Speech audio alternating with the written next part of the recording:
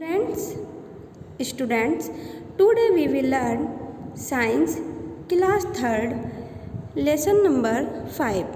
Lesson name Birds. Birds. We see many birds around us. Birds are among the most beautiful creatures on the earth. Birds have feathers that make them different from other animals. Birds have boat-shaped body that helps them fly. Birds have beak or bills. They do not have any teeth. All birds have two legs and claws. बच्चों, birds मतलब पक्षी। हमने अपने चारों तरफ जो है बहुत सारे पक्षी देखे हैं और जो पक्षी होते हैं वे हमारे पृथ्वी के सबसे सुंदर रचना होते हैं। बर्ड्स के जो पंख होते हैं, पक्षियों के जो पंख होते हैं वे दूसरे जानवरों से सबसे अलग होते हैं।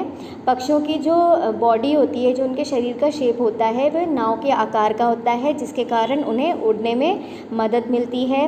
पक्षियों की चोंच होती है, आप सबने देखी होगी, और पक्षियों के दांत नहीं होते हैं। वे अपने चोंच के द्वारा ही अपने भोजन को प्राप्त करते हैं। और पक्षियों के 2 पैर और पंजे होते हैं।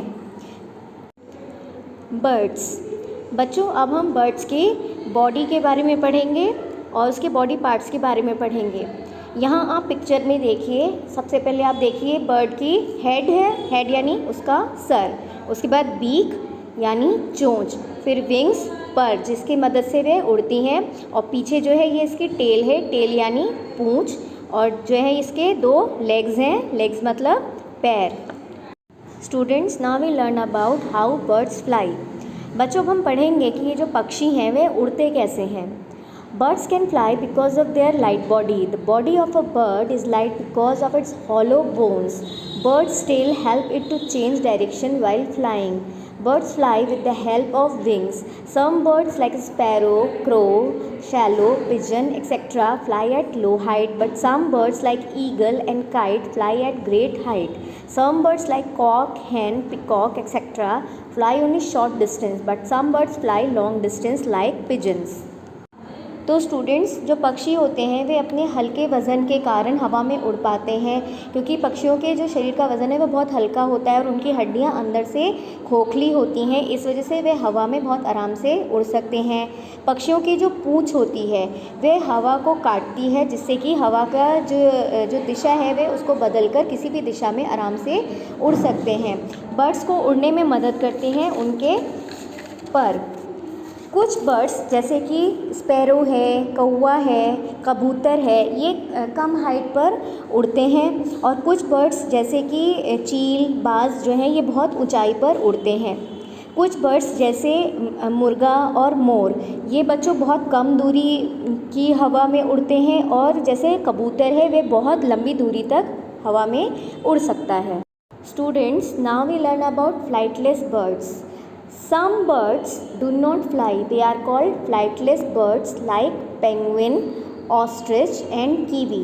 They cannot fly because they are heavy. They move on the earth with the help of their legs.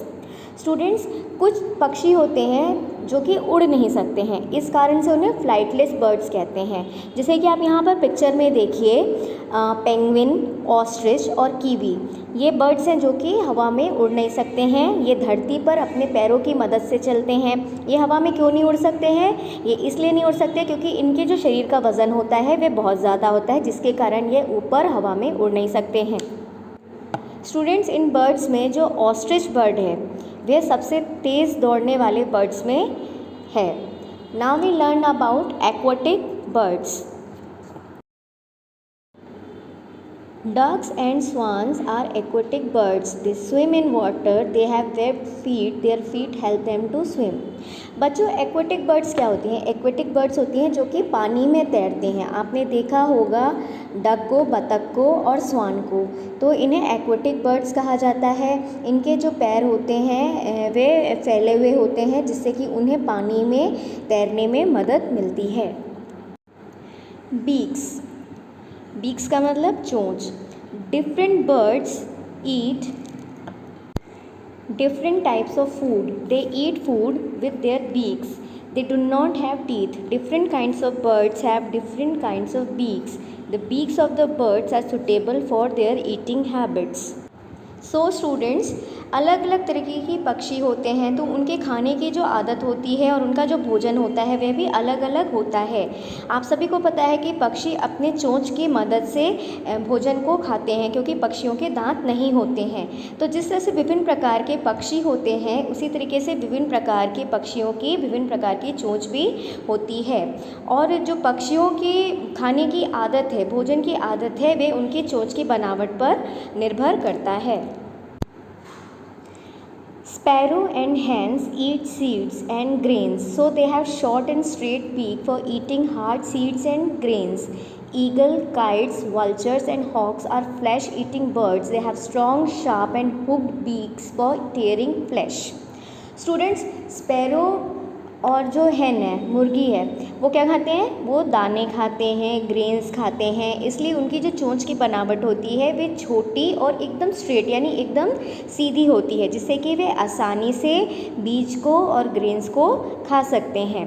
लेकिन जो ईगल, काइट, वल्चर यानी चील और बाज हैं, वे दूसरे जानवरों के या वह मांस खाते हैं, इसलिए उनकी जो चोंच होती है वे बहुत स्ट्रॉन्ग यानी बहुत मजबूत और बहुत शार्प यानी कि बहुत नुकीली और हुक के शेप की होती है, जिससे कि वे मांस को आराम से फाड़कर अपने चोंच से खा सकते हैं। लुक एट दिस इमेजेस, इस इमेज को देखकर आप समझ सकते हैं यहाँ पर पक्षी हैं और उनकी चोंच की बनावट है। तो इसे देखकर आप समझ सकते हैं कि पक्षी और उनकी चोंच किस प्रकार की होती है। Parrots have curved, hard and sharp beak for eating hard fruits and nuts. Woodpecker dig the bark of tree and pull out insects with its beak, so it has a very hard and chiseled beak. Ducks have broad and flat beak. It helps them to dig the mud and search food like worms. Their beak have holes. Muddy water drains away through the holes and living worms with the duck eats. बच्चों, आपने तोता देखा है। तोते की जो चोंच होती है वे अंदर से मुड़ी हुई होती है, कर्व शेप में होती है और वो बहुत ज़्यादा हार्ड होती है और बहुत नुकीली होती है, जिससे कि जो तोता होता है वे जो बहुत ज़्यादा कड़े फल और नट्स होते हैं उन्हें आसानी से तोड़कर खा सकता है। स्टूडेंट्स, आपने वुडपेकर देखा है। वुडपेकर जो कि लकड़ी में छेद करता है और उस लकड़ी में से जो है वे इंसेक्ट्स यानी कीड़ों को निकालकर आसानी से खा सकता है। तो उसकी भी जो चोंच होती है वे अंदर से मुड़ी हुई होती है, बहुत ज़्यादा नुकीली होती है और बहुत ज़्यादा हार्ड होती है। इससे वो आसानी से मोटे पेड़ों के तने में या लकड़ी में छेद कर सकता है। डक्स मतलब बतख की जो चोंच होती है वे चौड़ी होती है और चपटी होती है। इससे क्या होता है, डक जो है वो कीचड़ में या पानी में अपनी चोंच को डालकर आसानी से जो पानी में कीड़े होते हैं, वॉर्म्स होते हैं और कीचड़ में जो वॉर्म्स होते हैं उन्हें भोजन के रूप में ग्रहण कर सकती है। और डक की जो चोंच में है छोटे छोटे छेद होते हैं, जिससे कि जब वे कीचड़ के पानी में अपने चोंच को डालती है तो कीड़ों के साथ साथ पानी भी चोंच में आ जाता है। तो उन छेद के कारण क्या होता है, पानी जो है वे छनकर नीचे गिर जाता है और जो कीड़े हैं केवल वे उसकी चोंच में चिपक जाते हैं, जिससे कि वे आसानी से उन्हें खा लेती है। That's all for today. Students, we will continue this chapter tomorrow. Thank you.